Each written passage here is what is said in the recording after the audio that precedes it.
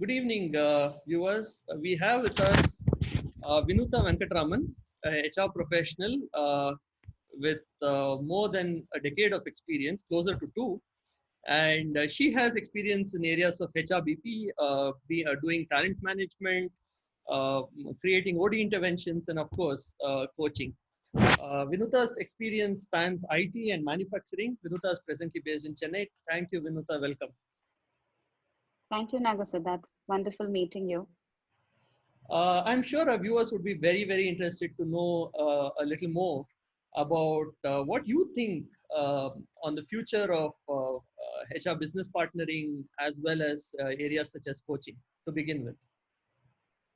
Sure. Thank you. See, when you look at HR as a function, there are various roles that an HR professional can get into. It could be right from operations, could be onboarding, sourcing the right kind of people for the organization, building the talent inside the organization, uh, handling grievances, of course, performance management, and how do we actually build a strong experience for employees right from the time they are into an organization, right? When you also look at it, what I also view as an HR professional to also hold is that how much of importance do we give to the business angle when we say that we partner with the business? When we say use the word partner, it's all about working towards common aspects, which is what is common for the business, what kind of impact can we create for the business, right?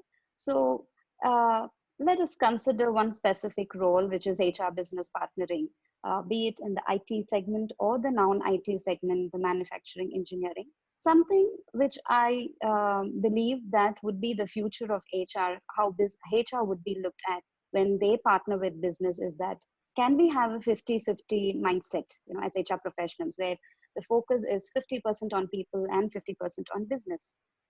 So why do we have to do that is the question that we have to think of, right? As HR professionals, it's not about just what we do, but why are we doing the particular role and how does it add value to the business value chain, right?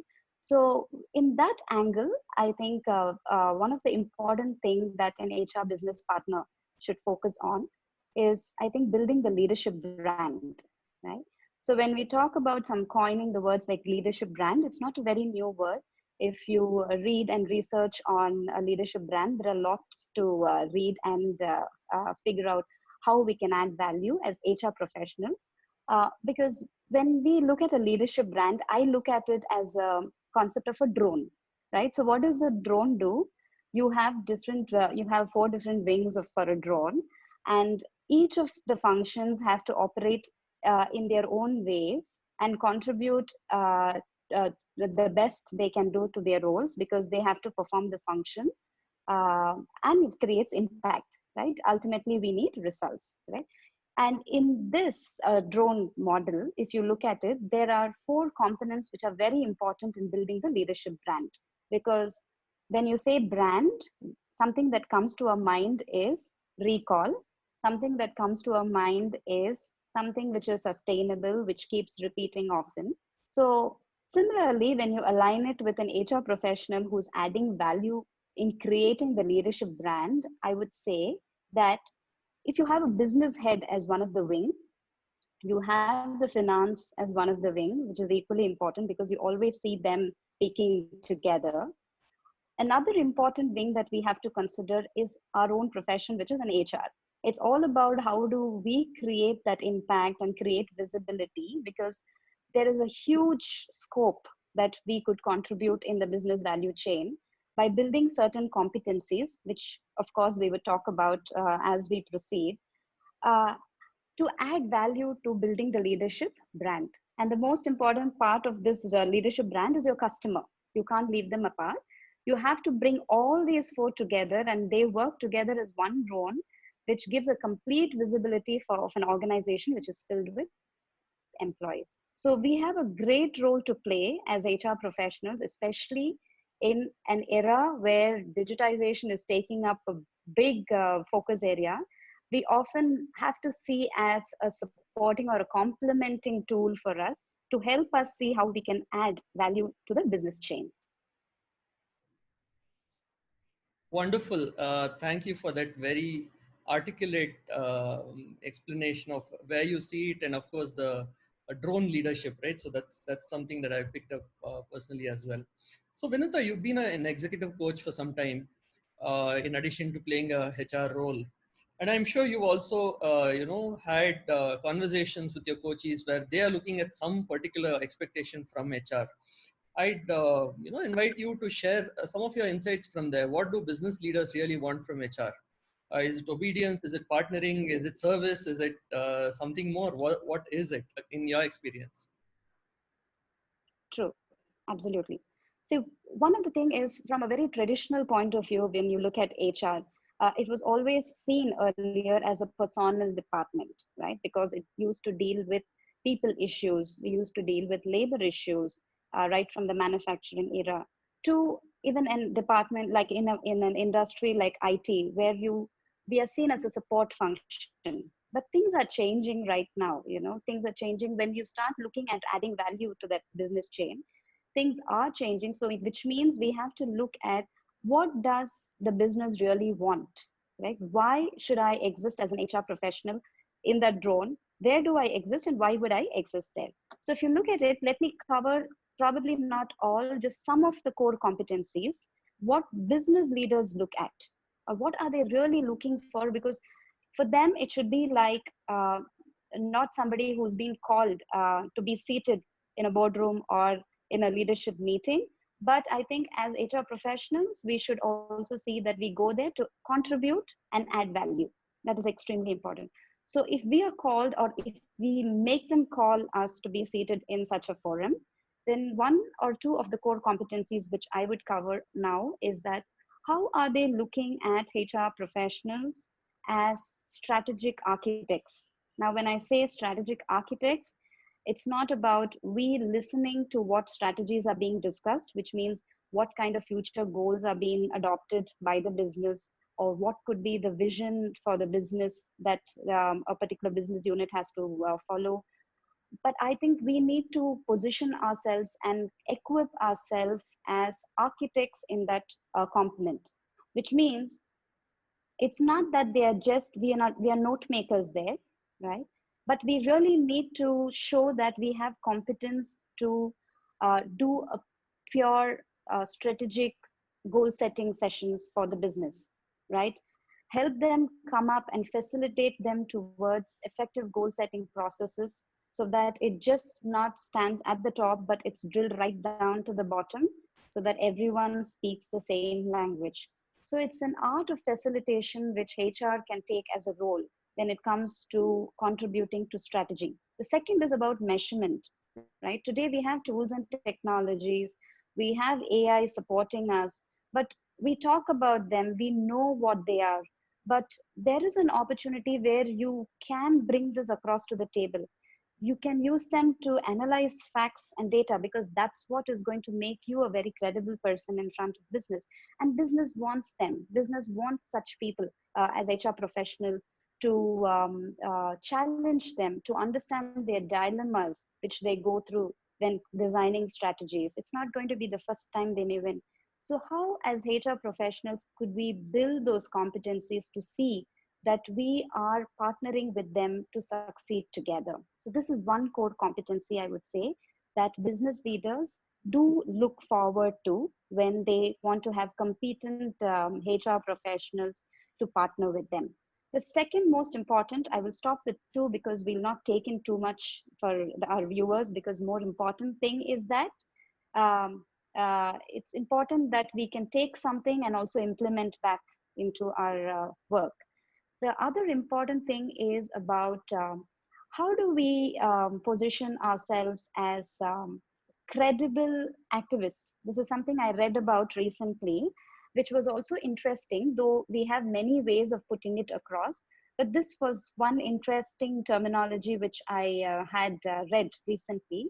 But it made a lot of sense, because while during my coaching assignments, I heard business leaders speak about exactly what a credible activist should be as an HR professional. So look at what credible means. Simple. In simple English, it means how are you seen as a respected professional? Are you being admired of a role that you're performing in the particular business? And of course, can you be seen as somebody whom people can come and speak and you can listen to them, both the said words and the unsaid words, right? And what exactly, if you look at an activist, is somebody who speaks up, somebody who's able to take charge and take position of what his or role is all about, and of course challenge scenarios and assumptions that are being made across the business table.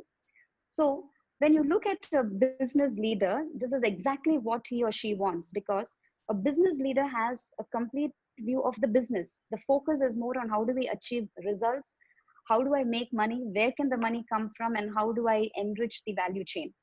Now, as an HR business partner, a core competency which challenges the business assumptions, which questions and takes charge and responsibility, saying, you know what, we can partner along with you to build these competency models. We can analyze what is happening at the ground level to see what are the skill gaps in the organization. This is exactly what the pulse of the organization is at the grassroots level, is what will enhance and make the business want for such an HR professional in an organization, and to be part of the drone model. Otherwise, you are out of a drone model. You really don't need to fit in there. So I think this makes sense in a large way, according to me, because it completely aligns with what most of the business leaders look forward to when you say that they want to have a strong HR business partner. Wow, wonderful, very insightful points. Connecting back to the drone model and connecting to HR competencies, which really makes it actionable for all our viewers. Any last thoughts around what helps anyone build a successful HR career, Vinutha, for this video? Okay. One is, I think, is to have a liking for people, because you're going to meet people day in and day out. So there is a study which clearly states that on an average, an HR function is designed in such a way that it it so helps in meeting every individual in an organization at least once a week through any of the processes it designs. Okay. So which means there is a huge scope for HR as a function. It is all about how we adopt technology. We have to, one is adopt it and we have to adapt to it. So there are two aspects to it. So knowing is great, but if we don't do what we know, it is going to create a big gap in what we call as a role that we function as today, right? And that's where a threat comes in, correct? But to me, if you ask me, if you have a passion for people and have a passion for business, which you develop over a period of time, that's where experience helps, different scenarios helps, context helps. It helps you over a period of time to not only become great HR professionals, if you ask me, it can also lead into making great CEOs for future. So with that, it was a wonderful conversation that we had, but I want to make it conversation now. You gave me an opportunity to share my views, and your telecasting of choosing the right kind of people in your channel has been amazing. But I would also like to share this opportunity by hearing from you and for our viewers in terms of what you think is one of the core competency, especially for future HR leaders, um, to focus on, which definitely is going to add value to the business they are heading, with a lot of changes coming in, with a lot of diversity aspects coming in, the technology coming in. So is there something that you want your viewers to also hear from you? Because you've always been great in asking questions. So I thought I'll take this opportunity to do that. You just bold a googly there. So Vinutha, let me try and answer this very quickly because no, it's your show. So let me try to be as sharp and focused as possible. I think the fundamental thing about being a HR person for me is being a business person and incidentally doing HR. right? So the HR leader has to understand every nut and bolt of the business, has to understand where the money is coming from, where is it going, what creates performance, and what creates customer delight. And HR is just a tool to ensure that the alignment is there in the organization, which leads to superior or amazing performance, right? So I try to answer that. I mean, you can call it strategic HR, you can call it business acumen or anything else, but I think it's just about being a business guy and incidentally doing HR. Great. I think a combination of care, compassion, direction, and with what you said, we have a great composition for HR professionals. Thank you so much. Oh, and on that very, very positive outlook for the future, we will conclude this video. Vinutha, thank you so much for joining us. And look forward to having you on many more instances with our viewers at the GearUp channel. Viewers, do subscribe and like this video. Look forward to meeting you soon in the next video. Bye.